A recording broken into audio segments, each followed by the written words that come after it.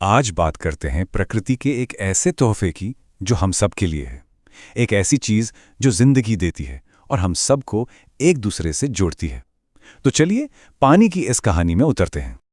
आइए एक छोटी सी मजेदार पहेली से शुरू करते हैं।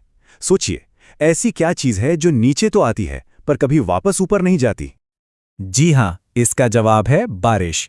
और यही है हमारी आज की कहानी का हीरो। आसमान से मिला एक अनमोल तोहफा। पहला हिस्सा, आसमान से एक तोहफा। और ये सब जानते, बस एक बूंद से शुरू होता है।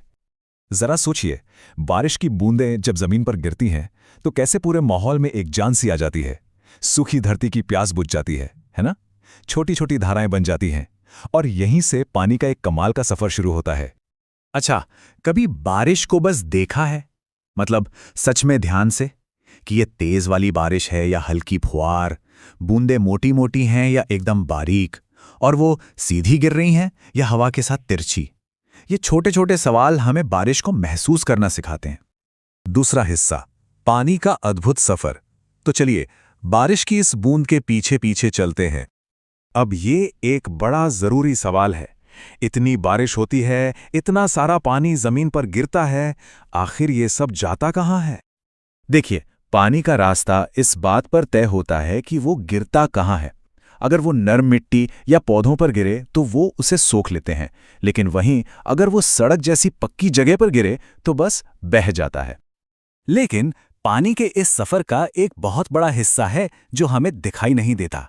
जो पानी जमीन सोख लेती है वो नीचे चट्टानों के बीच जाकर जमा हो जाता है और एक बहुत बड़ा खजाना बनाता है। असल में यही वो पानी है जो हमारे कुओं और हैंडपंप में आता है। तीसरा हिस्सा, स्रोत से हमारे घर तक। अब देखते हैं कि यह तोहफा हम तक पहुंचता कैसे है। आजकल शहरों में पानी हम तक एक पूरे सिस्टम से पहुंचता है। सबसे पहले उसे किसी नदी या झील से लिया जाता है, फिर उसे बड़े बड़े टैंकों में स्टोर करके साफ किया जाता है, और उसके बाद पाइपों के एक बहुत बड़े जाल के जरिए हमारे घरों के नलों तक पहुंचाया जाता है।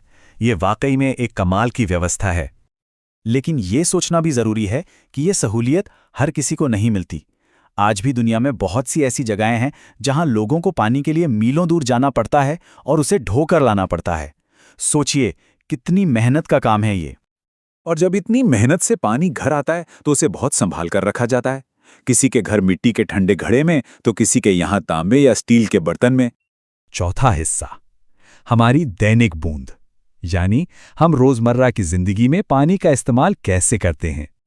सच तो यह है कि हम पानी के बिना अपने दिन के बारे में सोच भी नहीं सकते, है ना?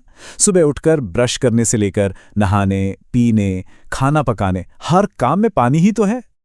बस एक पल के लिए सोचिए, क्या कभी ऐसा हुआ है कि घर पर नल खोला और उसमें से पानी नहीं आया? बस वो एक पल ही हमें पानी की असली कीमत का एहसास करा देता है। आखिरी हिस्सा, एक कीमती सीमित उपहार।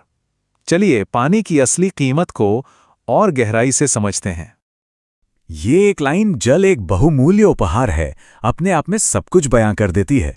ये सिर्फ एक चीज नहीं है, ये सच में कुदरत का एक अनमोल तोहफा है। लेकिन दुख की बात यह है कि आज इस अनमोल तोहफे पर एक खतरा मंडरा रहा है। एक तरफ तो पानी की कमी हो रही है और दूसरी तरफ जो पानी है भी वो लगातार गंदा होता जा रहा है। ये तस्वीर एक उम्मीद जगाती है। एक साफ सुथरी बहती हुई नदी ये सिर्फ देखने में सुंदर नहीं है, ये इस बात का सबूत है कि हम प्रकृति के दिए इस तोहफे की इज्जत कर रहे हैं, उसकी देखभाल कर रहे हैं। तो ये पूरा सफर हमें एक बहुत जरूरी सवाल पर आके खड़ा कर देता है।